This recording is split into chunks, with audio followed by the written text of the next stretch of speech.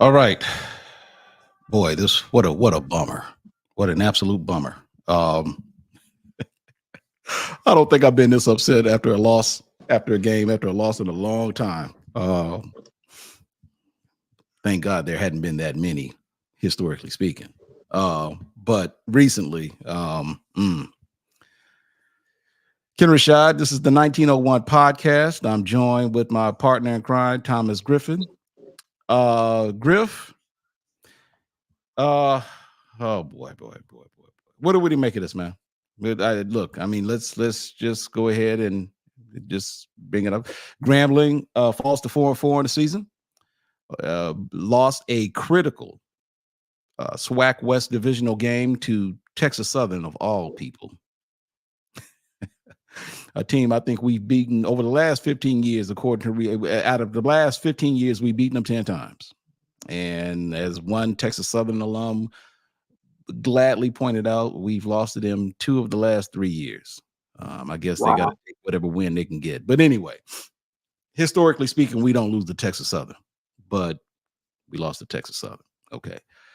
And the reason why it was so pivotal is because I had been making it clear during the course of the week to the Southern folks that if they wanted to make the Bayou Classic special again, or if they wanted to make the Bayou Classic great again, they had to do the right thing and just go ahead and lose to FAMU. And they lost to FAMU, and we just simply couldn't beat Texas Southern. No. Anyway, so here we are.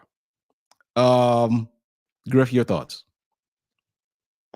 Basically, traditionally, yes, we generally do very well against Texas Southern. However, again, we played another close game, but down the stretch, we were not able to execute offensively and defensively, not well enough to get the W. Unfortunately, we had a key injury to our quarterback, our starter, and we were forced to go to the backup. That was a little ineffective. And then we went to our third string quarterback. We were able to come out second half, score, make the game closer. We even tied it up at 17 all, but at the end of the day, we just did not execute well enough to win. And again, we're dropping close games. We've dropped 3 conference games that were basically by 11 points total. But more victories are not our thing at Grambling. We are, what our fan base and alums require is for we're used to being in the hunt, and unfortunately, we did not. We just offensively we stalled out many times. We had, I look at uh, the statistics were close, but I mean we just we had 17 first downs. They had 20 first down. Time of possession, we were 30. We had 30. We held the ball 31-52 as opposed to 28-08, which is close. But what we're not doing early on, you and I, we talked earlier about the symmetry and the situational football. We're not getting off the field on third downs, and I know I say that a lot, but you know our defense gives up chunk plays. Sometimes we make big plays. We're either feast or famine, Ken. We sometimes we're able to take the ball away and seize opportunities, but then we have yet to put a spy in, and that's why tonight I'm going to be discussing what Grambling needs to do to get better, and that's situational football, which is we've seen 3 games that we lost by eyelash, where we don't understand. We got to put a spy on the quarterback because they're just taking off and picking up big third downs or picking up big chunk plays, 15, 20-yard runs that are hurting us. We're playing well if we could just eliminate the chunk plays or come up with a some type of spy system where we put in a guy that's just there to keep the quarterback in the pocket, I think we're going to be better off. Offensively, I still feel like uh, our offense simply doesn't have the symmetry needed to be successful. We're not scoring enough points, Ken, to beat anyone. We've got to do better than 17 points. Okay, we got to because I feel like any program that's successful, I'm thinking you can at least you can count on them for at least one touchdown per quarter. Yeah. Okay, and if your defense gives you additional opportunities, you can do even better. Okay, in terms of scoring, but again, the statistics were close. We're hey, 3 weeks in a row, you and I are based, for the exception of the Arkansas Pine Bluff, we're on here talking about woulda, coulda, shoulda. Mm. So let's stop there and let's kind of put everything in perspective. We're gonna take a look at the post game comments made by Grambling coach Mickey Joseph. Before we do that, though, for those of you who are watching us right now on the 1901 podcast YouTube channel, thank you so much. We appreciate your viewership. Do me a favor and look, this is a interactive show. This is an interactive platform. Go ahead and post your comments. Let me see something here real quick here. Okay. So we've posted a link in the chat form in the discussion group. That is a active link that if you click on it, you have the ability to call in and express your views about the show. And you don't have to show your face. It's just audio only, just like a typical call-in show. But or at the very least, take the moment and comment and give us your thoughts about the conversation, the discussion, and or feel free to add any comments you feel are relevant related to Grambling's unfortunate loss to Texas Southern. So let's pull up the comments of Mickey Joseph. These are his post-game comments following Grambling's disappointing loss to Arkansas Pine Bluff. To Texas Southern. Take my hat off to Texas Southern to play a hell of a football game. They had more fight than us. I got to get our boys to fight more. I got to be a better head coach. I got to get my assistant coaches to be a better assistant coaches. We done lost 3 SWAC games by a total of 11 points. Coaches lose games, tight games like this. So we lost this game, not the kids. And it starts with me. And I got to do a better job. Coach, talk about your offenses. It was stagnant at times in the first half, but then you guys made some adjustments. Well, when you go into the game, when you go into the quarterback position, the starter takes about 85% of the reps during the week. Your backup takes about 15%, and your third string gets mental reps. So when Miles went down, then we tried to go with 15. So he wasn't giving us a lift, so we tried to go with Del J, who got no reps, during the week. So Del J, came in, did a hell of a job. But it's stagnant. When you lose your starting quarterback like that, but there's no excuse. Texas Southern was a better football team today. What's the status of those? Right now, I'll give it Dr. Scotty and see, but I know he didn't finish the game, so I have to see what's the status on. But if he couldn't come in, he's probably going to be down for a while. Coach, you say that some of the coaches, when you win a losing game like that, what can you do? I don't know. I don't know. I got to go back and I got to think about this because, the penalties hurt us again. We had 7 for 104. So I got to see what I'm doing wrong. I got to figure out. I'll be quick to say, but right now I'm at a loss for words. Coach, being finishing a game like today, you were where you need to be as far as position, but not being able to have your hands on the ball offensively, at least to give your team another opportunity to score for the field goal offense. You towards the end? Yes, sir. Yeah, towards the end. We just thought we was going to get a stop and we was going to be able to get the ball back. So we tried to hold the timeouts. as much as we could. But like I said, they did a good job. They did a better job. Do you feel as though Let me see. Is there any more?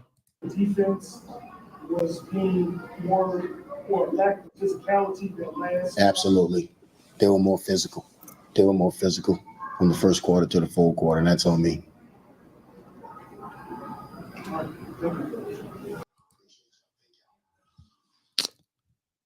So, Griff, your comments. I agree. They were more physical, especially first half. I mean, they were able to run the ball effectively. Although, the rushing was pretty. I mean, they had 189 yards of rushing offense. We had 154. What I said to you earlier, Ken, which I'll say to the audience, is we only had 256 total yards of offense, and we had 104 yards of penalties. That's not winning football. You're not going to win games with that amount of penalties, and you only have 256 256 total yards of offense. I think passing we were at 102, and rushing we had 154 yards. But I mean, if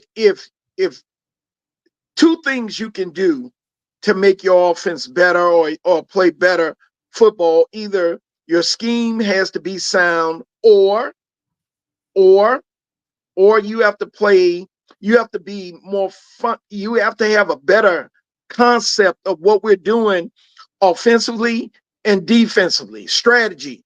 Our strategy seems, I mean, it's very bland. It's very, you and I have been watching these games very closely, and we both have made note of the fact that we're doing the same thing. We're making the same bad habits that is not putting our kids in the best position to be successful. Like, for instance, when I alluded to earlier, I had made mention that the quarterback seems to all in the fourth quarters and some of these key downs seems to continue to take off, and we have yet to implement a spy or someone with enough foot speed to stop him from picking up key first downs and extending these drives. On offense, we're just going 4 wide, empty backfield, which when we go empty backfield, the team automatically sends a 6-man rush, and we literally don't have enough time to get the ball deep like we like to do. We like to throw the deep ball, but we can't execute the deep ball if we have a 5 down lineman and 6 rushes coming at the quarterback. That's going to lead to things not being as success. You can't run a successful offense like that. You just can't. And I know teams are watching film on us just like we watch film on them. We got to come up with a better we don't do much sprint out. We don't do a lot of things that I think would literally, we got to check down. I feel like when we're talking about a college offense, Ken, we're talking about you got your main read, you have a intermediate route, and then you have a check down. Tom Brady knew this. He's the check down king. If the number one receiver wasn't open, his mid route wasn't open, he immediately knew where to go with the football, which was often to either the running back or the tight end. And we don't have that ebb and flow right now, and it's affecting our ability to be effective on offense. So here is okay. So we played 3 quarterbacks on Saturday. Yes. Obviously, Miles got hurt early on. Yes. We bring in Ashton Fry, And for the most part, him being the number 2 guy wasn't very effective. All right. No. Del J. Bailey comes in. And to his credit, based upon what we witnessed yesterday, which last night, which wasn't a surprise, but then later confirmed by Mickey Joseph during the post-game press conference, that during the course of the week, QB1 gets 85% of the snaps. That was Miles. Ashton Fry got 15% of the snaps during practice. I'm guessing Del J says didn't get anything. I'm guessing probably Del J was on the scout team. Okay. Basically didn't get any snaps, but for whatever reason managed to come in, and it appeared running the RPOs. There appeared, he had to take some adjustments, but him being able to be in that RPO setup, which I personally think was probably a disservice to Miles for whatever reason. Just I didn't think that was a proper setup for him. But Bailey appeared to adjust quite well with the RPOs because it put him in a situation, depending on the reads, that they would run heavy. But if for whatever reason, in those instances where he might need to go to it like an intermediate pass, maybe a 5 or 6 yard pass, give an opportunity for a wide receiver, catch the pass, they can get some additional runs, and it appeared to work out for him. And if it meant him having to use his feet to pick up some extra yards, and in some cases even score a touchdown, it worked. And he appeared to be getting comfortable with it. And so we get fast forward to the fourth quarter. And in that final drive, after Texas Southern had already scored, we were down 24-17. I, for the life of me, cannot understand this. Grambling goes out into a 4 wide receiver set, 4 wideouts, and every single play on that final drive was a design pass play. And for the life of me, you had 4 minutes left. I think you had at least two timeouts left. 4 minutes was enough time to go down the field, given what we had seen up to that point. And it isn't like Texas Southern was just world beaters to where we were moving the ball on them. And then all of a sudden you decide to go 3 straight pass plays. And some might say, okay, he indicated that instead of going for it on 4th down, I understand we were deep in TSU territory. Instead of going for it on 4th down, they decided to punt and flip the field with the hopes of trying to stop the run, thinking that they get the ball back. When personally, I said, you know what, I would have gone for it on 4th down. And if you didn't make it, you didn't make it, because if that's the case, you didn't deserve to do it in the first place. I took issue with the fact that you went away from that RPO and you just simply decided to go 4 wide for a quarterback who literally hadn't seen any practice time to work on the system during the course of the week. And I just lost it at that point. So your thoughts? Well, let's talk about the play of Del J. Bailey. I thought that given the circumstances in which he was thrust into, I thought he played well. I thought he was able to show his athletic ability, and he was able to show that he does have the ability to be effective as both a quarterback and a runner. I just thought that we should have, and I guess you felt the same way, we should have shortened it up. We should have did some things that emphasized or utilized his strengths. He's a different quarterback from the starter, and you have to recognize that this is what I sometimes wonder if we're doing what our strengths are. I think we have good receivers. I think we have a good tight end. I think we have good backs. I just think that sometimes, man, we're not utilizing everything we can to kind of put them in a position to succeed. I'm concerned about Ken, about the process or the system that these kids are being thrust into. And if in fact you know that a kid is not a downfield passer like that, then what is he good at? Do that. He can do that. Exactly. And I, Whatever and that is, right? Do yes, that because he was doing that and it was yes, working. yes, it was. Whatever that is.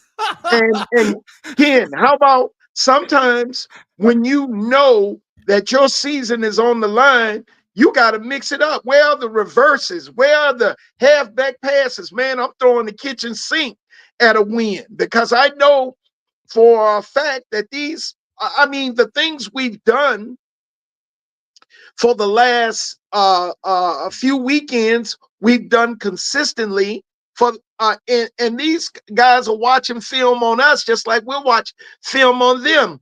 When are we going to do something that brings about a difference that can make a difference in getting your offense up the field or making a big play? We've got to do things that give us the best opportunity to win. And to me, we've been so Manila on offense has been the same formations. When are we going to go two tight end set? Or when are we going to go two backfield? I continue to say this on this podcast every week because I still feel like, man, there's so many opportunities for us to do something that will put these kids in a better position to win. I'm looking at some of these comments here. So given what we've seen up to this point, William Graves here, yes, yes, what was bad is the drive we needed to score to tie the game at 17 was really good. We had some runs, some passes, good mix. Our offense staff is not tailored to the talent of the team. You know what? That reminded me, what killed us, and I guess when you talk about was that final play, that touchdown that Texas Southern scored at the end of the first half. Oh my God. And I don't want to call Situational football. and if I'm thinking the quarterback comes off the sideline, it just threw, and the DB didn't even play it, didn't turn his head, couldn't make a play on the ball. Just With that few seconds left before half, I I have no idea how you get beat deep with 10, let's say 12 seconds left on the clock before halftime. Okay. There's no way in the world anyone should get behind the DB. I mean, I don't know. I don't know what happened. I don't know what happened other than the fact it's lack of execution or lack of concentration. Did he know the down and distance? Was he aware of the clock? What is going on? But again, this is part of what we get into sometimes at Grambling in terms of giving up chunk plays. We give up too many big plays. Our defense is either really, really opportunistic, or we're really, really we sometimes we don't tackle well, that leads to big plays. So it's feast or famine for our defense, and it's been this way all year. Also, one thing I want to throw out there, which is up for discussion: Grambling had 7 penalties for 104 104. yards. That is killing your offense. Keep in mind, we only had 256 total yards of offense, and to get almost half of our total yardage in penalties against us, it's almost like you're playing a second game. Yeah. And Texas Southern only had 5 penalties for 41 yards. So that we have that. We've got to fix that. We've got to be more disciplined. We've got to be more disciplined. I just want to emphasize, and I don't care if they take offense to this, but we really need. This was Texas Southern. Yes. A This is Texas traditional bottom Southern. feeder. Yes, a traditional bottom feeder. And I mean, I feel it's like tough. we look. See this. I'm kind of going beyond outside because when I look back to Texas Southern and the situation that they had during the offseason and how I was critical of the Board of Regents for getting involved after Texas Southern's AD had gone through the process of indicating that he wanted Fred McNair to be the head coach. And the Board of Regents took it upon themselves to basically say, you know what, we know better than you. And we're going to go out and get Chris Dishman. And me and some of my colleagues on HBCU Sports were wondering, like, you know what, given the way Texas Southern, now granted, Texas Southern's, they beat PV, they beat Virginia University of Lynchburg, and they beat us. Yes. But it's almost as if I kind of feel like to some degree that the Board of Regents probably knew better than they did because we lost. I'm just saying that's a totally different situation. But I just can't help but think that something's not right here, man. Something's not right. I understand. So let me put some things in proper perspective here. This is year one for Mickey Joseph. And I honestly believe that based upon his demeanor, based upon his demeanor during that post-game press conference, he's not happy with the way things are. I will give him credit for that. Yes. I've heard a lot of people say that, yeah, he's going to have to make some changes. I will say this, though, and I think this was I don't know where I heard him say this. I think this was an interview. I think he had with was it with someone, maybe with Faith Daniels. Brilliant, by the way, Graham Film, young up and coming journalist, who I think questioned it, and I think he mentioned something along the lines that when he talked about his coaching staff, if I'm not mistaken, I think he says something along the lines that obviously a coach, you hire individuals that you're comfortable with. But if I'm not mistaken, and you guys feel free to correct me if I'm wrong, I think he says something along the lines that the only people he's going to work with or rock with are people from the city of New Orleans and people who are members of Omega Psi Phi. Really? I think I heard him. Now I don't know how serious he was with that, but I that did appear to be somewhat jarring to me. But anyway, that's beside the point. Obviously, changes has got to happen. Prayers up to Miles Crawley. We still don't know what his status is, what his injury status is, and how impactful that may be with respect to the quarterback situation, which now leads me to ask the question, and this is the next discussion I guess we need to have right now. And you guys out there, I appreciate your comments. Continue to make your voices known. And again, we've provided a link. If you guys want to come on and say something, by all means, call in and you can certainly do so. There are some now who I noticed in the chat and in a number of the Grambling alumni groups, they're saying that, look, Bailey may need to go ahead and get the start over Fry. And based upon what we saw last night, it's not an argument that's outside of look, I can understand the argument. What are your thoughts about the possibility of who starts next week, assuming that Miles doesn't return or isn't available for next week? We have nothing to lose. At this point, you go with the hot hand. You go with the guy that at least got us on the scoreboard. In my opinion, we've got to find out, seeing that we have other than pride and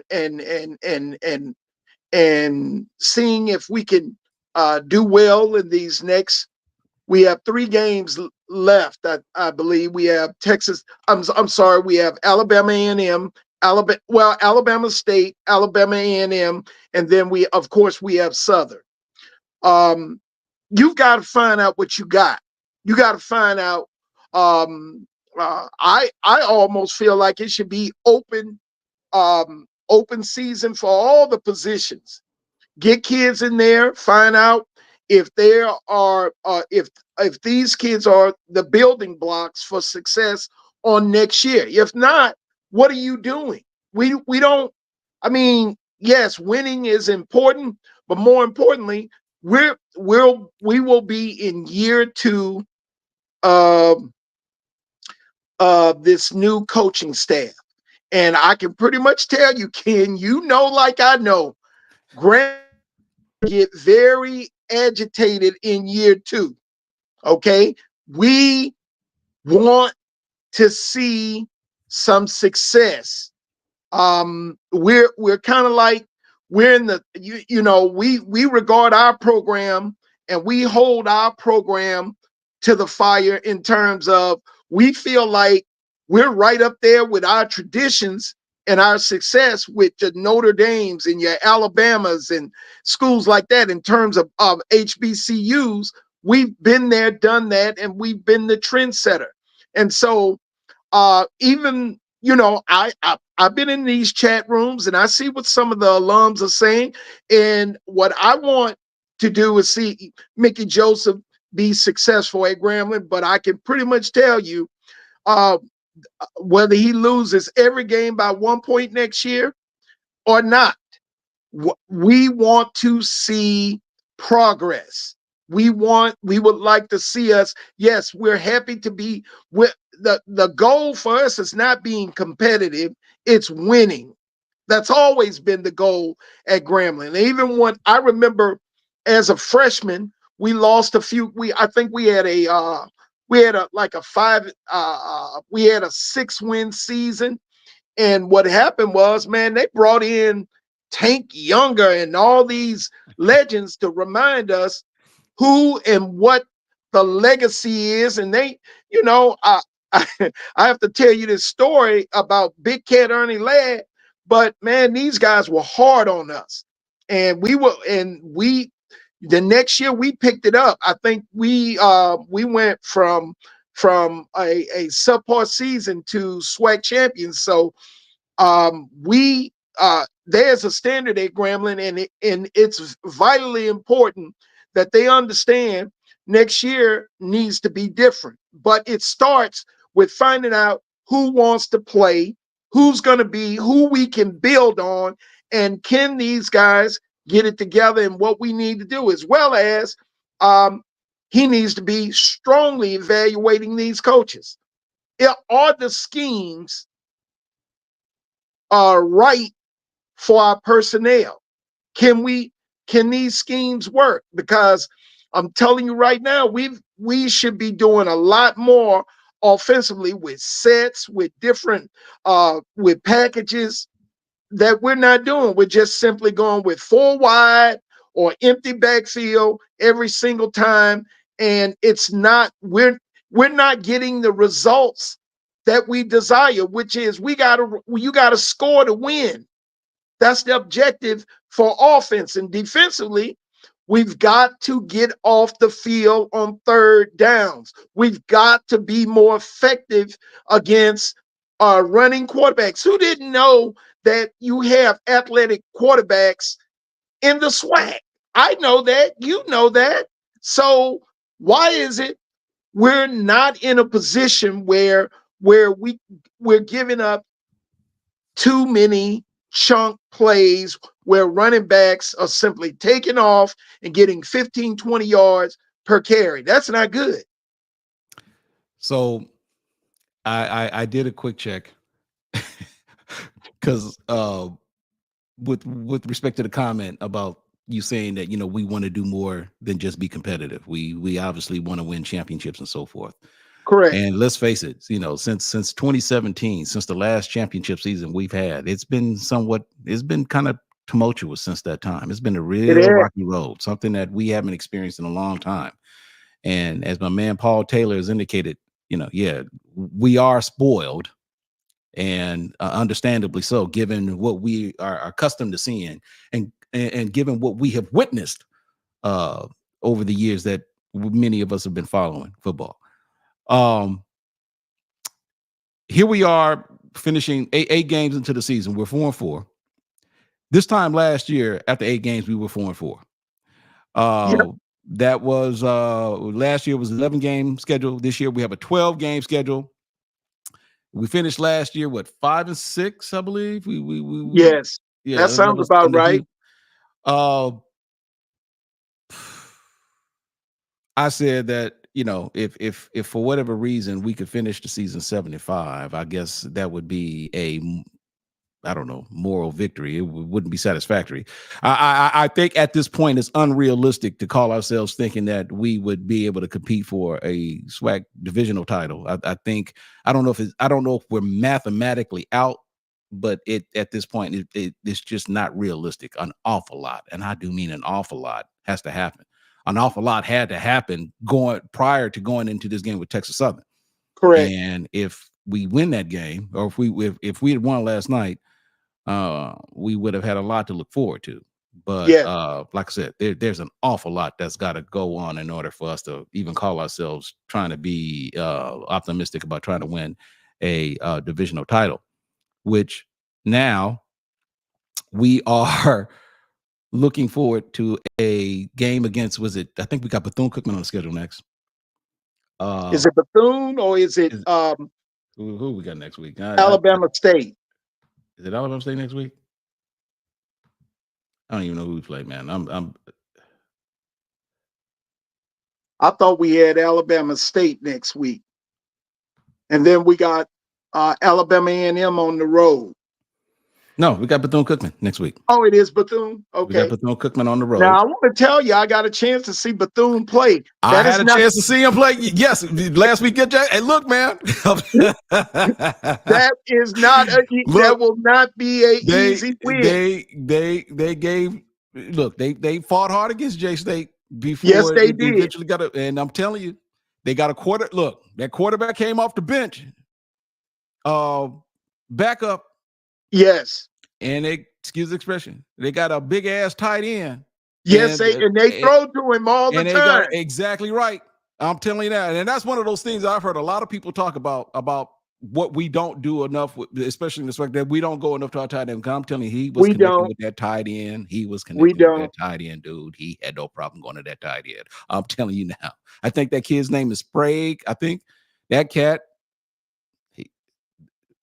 Absolutely. William Graves said there's no easy wins on the schedule the rest of the way. Absolutely. Amen. I know that's right. But I'm telling you now. If you do not play, BCU. Yes, if you do not play well in the SWAC, you will lose. Period. And I said this before the season even started. I said, man, everybody's right there. Everybody's right there because everybody's basically doing the same offense and the same defense. It's just a matter of execution. So, when you look at Grambling's 3 SWAC losses, I mean, they very well, with a little better execution, they could have been 3 SWAC wins. And when you look at these games, Jackson State did not go to Bethune-Cookman and just, I mean, it was back and forth for a while. Now, eventually, Jackson State pulled away and was able to win by a couple of touchdowns, but it was a highly competitive game, and even when you look at Southern, FAMU and Southern, I think the score was maybe 7-3 at halftime or something like that. So it was Southern? Yes. Oh, was it? I didn't pay any attention. I didn't pay attention. It was 7-3 at halftime, so it was a low-scoring game. Eventually FAMU put them away, but it was competitive, and so are all these other games I'm seeing. UAPB. I just assumed they would put Valley away early. That didn't happen. It was tied. No, Valley came in. It was tied 10-10 for a while. And so, like I said, it was all these games were highly competitive. Yeah. So we still have, so they had the Magic City Classic, Alabama State and Alabama A&M. We got both of those teams still on the schedule. Yes. Alabama State is still kind of in the hunt. They still got something to play for in the SWAC East. Yes. But as we have seen with Alabama A&M, for whatever reason, this was echoed during the game for the little time that I saw it yesterday. And it is true. For whatever reason, A&M was a second half team. They made a run against Jackson State when they played, and they made a last-minute run against Alabama State last night. So that's another team that you can't take for granted. Nope. So Bethune-Cookman, Alabama State, Alabama A&M on I think that game was on is either a Thursday or Friday night, and then we got Southern Bayou Classic. Yes. There is no So, guarantee wins within that. man, we need to pull out all the stops. I'm serious. Oh, Dooley, man. if you're listening, man, pull out all the stops. Give it your all. Do whatever quarterback you got, learn his strengths as well as what he can, how he can help our offense, and then let's get our scoring average up, because that's how you win games. You can't win games with 14, 17 points. That's not going to work. So whatever we need to do is what we need to do. It's been crazy.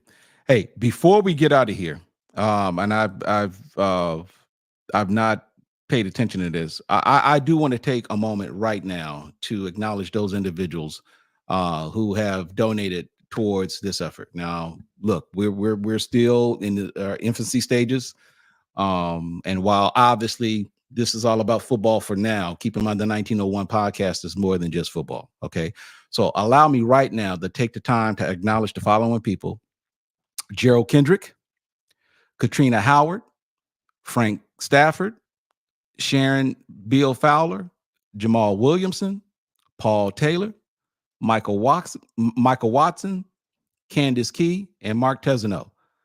Thank you all for your generosity, your support. Those of you who are, if you haven't had a chance to donate, by all means, go to the 1901podcast.com, make a donation. No amount is too small. And look, it help us, offset some of the costs that we're dealing with to put this thing together. Griff is only going to do this so long without getting paid. So we got to but help us grow this. And look, we appreciate you all. Look, regardless of how bad things may be right now, I'm pretty certain that they will get better over time, especially at football. I know I made a joke in the comments in one of the groups that Grambling. Oh, what happened?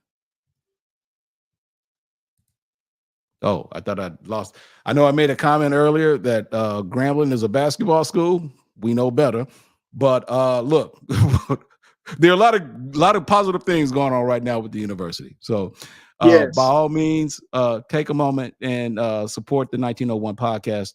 And look, we too will continue to acknowledge our donors as we move forward. So for Thomas Griffin and I'm Ken Rashad. Thank you all for taking a few minutes to listen to us and to watch us. We will see you guys next time. God bless you, and go Tigers.